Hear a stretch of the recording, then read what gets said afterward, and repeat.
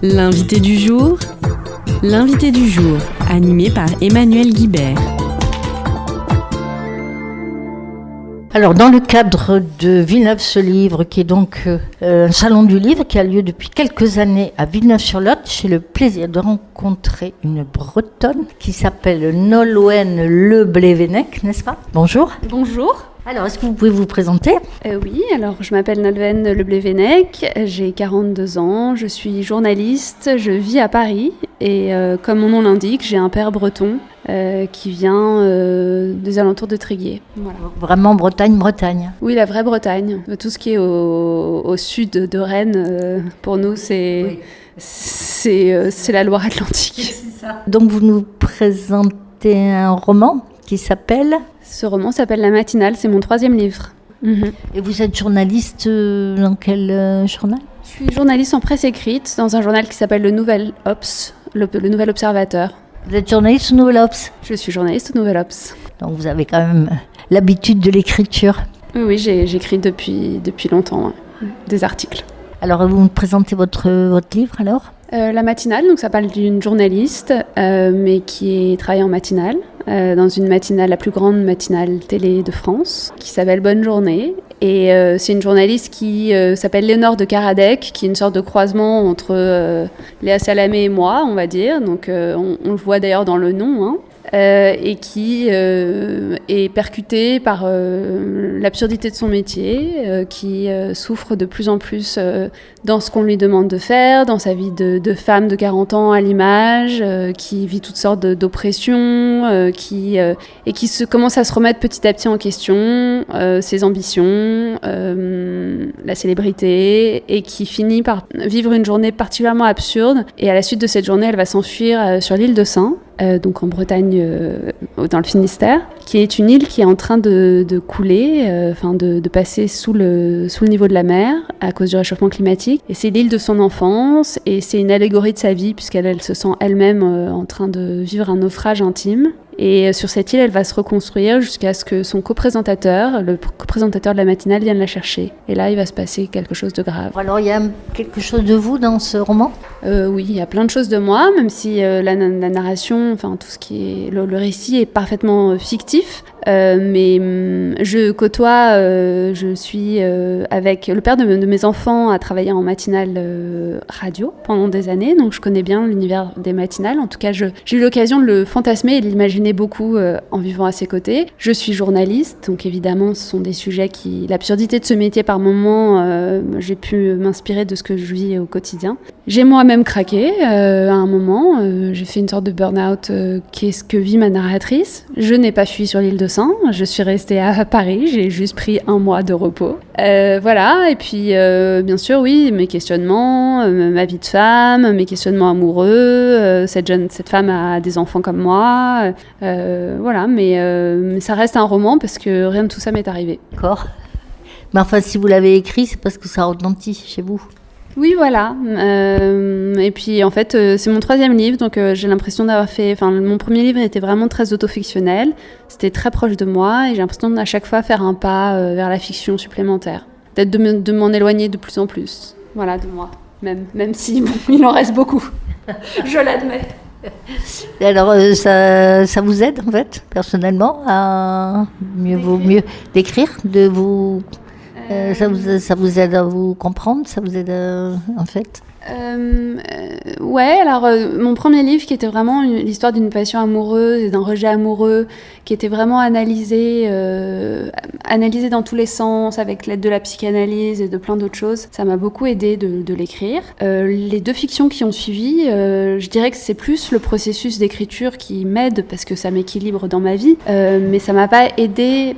Peut-être que si, de parler de l'absurdité du métier quelque part, peut-être que ça m'a permis de le mettre quelque part et de moins le vivre de plein fouet dans ma vie. Là, le livre qu'à nouveau j'écris, qui ressemble un peu au premier, m'aide aussi beaucoup plus. En fait, quand l'écriture consiste à mettre de l'ordre dans une forme de chaos intérieur, c'est vraiment très très utile.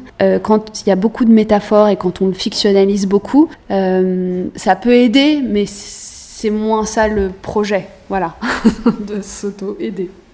Oui, mais enfin, c'est peut-être moins douloureux aussi.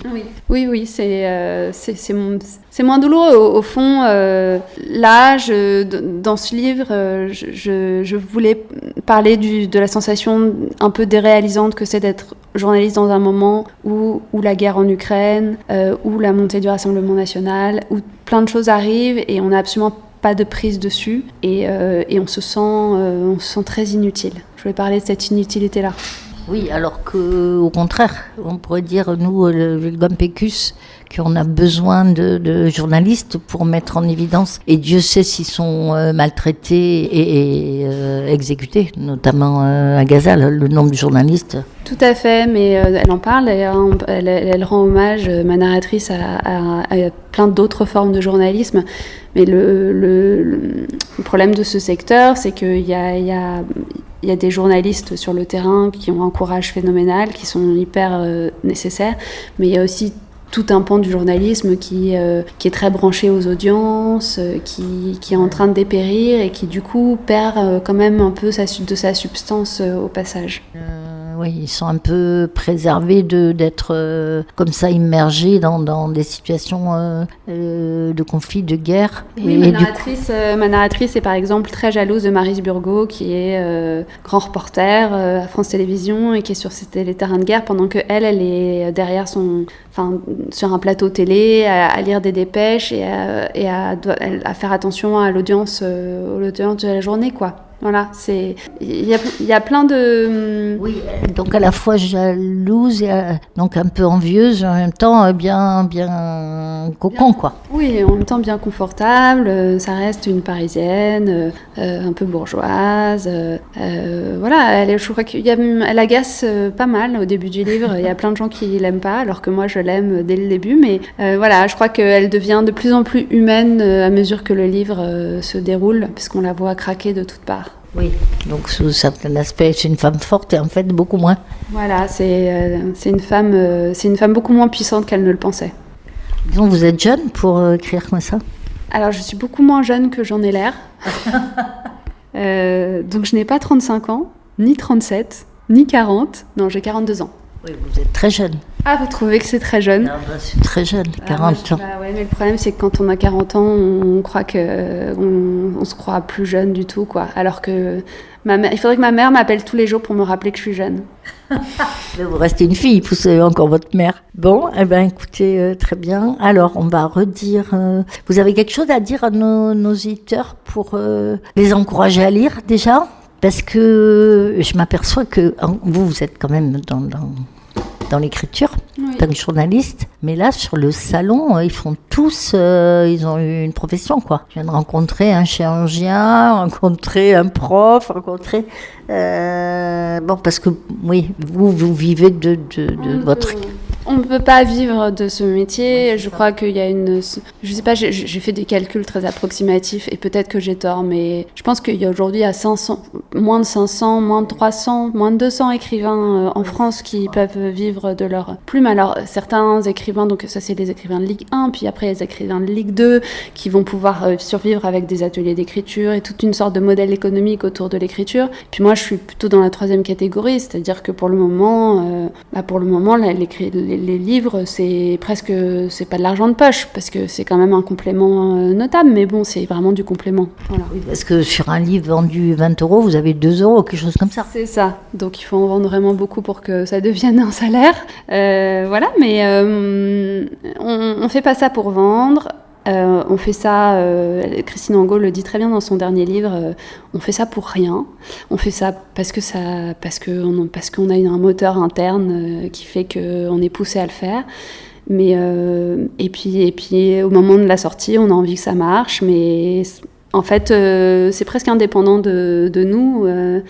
Voilà, il y a des écrivains pour qui ça marche au bout de 7 livres, d'autres voilà, mais je crois qu'il ne faut pas attendre le succès commercial, il ne faut pas être drivé par ça parce que c'est rare. En fait, on écrit quand même un peu pour soi. On écrit pour soi. On écrit parce que ça nous amuse, parce que c'est ce qu'on préfère faire dans la vie, quoi. parce que ça s'impose à vous aussi. Puis ce qu'on disait tout à l'heure avec une autre, c'est le fait même d'avoir, enfin vous c'est différent parce que vous êtes journaliste, mais nous qui sont pas du tout ce métier-là, le fait, ceux qui font des ateliers d'écriture, le seul fait d'avoir une feuille et un papier, finalement advient à sa conscience des choses qui sont dans la tête, et puis le seul fait d'avoir un objet, tout ça, on arrive à accoucher de quelque chose. Oui. Alors moi, j'ai fait beaucoup de psychanalyse et en fait, c'est un peu la même chose qui se passe, c'est-à-dire qu'on fait des associations d'idées, on laisse ces fantasmes s'exprimer. Et c'est vrai que, après, moi, je peux pas parler pour les autres, mais pour moi, une journée sans écriture, c'est une journée qui s'est envolée à rien, qui vaut rien, quoi. Donc, j'ai besoin de la lester, la journée, de l'alourdir par des mots. Et ça fait partie de mon équilibre mental aujourd'hui. Donc oui, c'est presque devenu...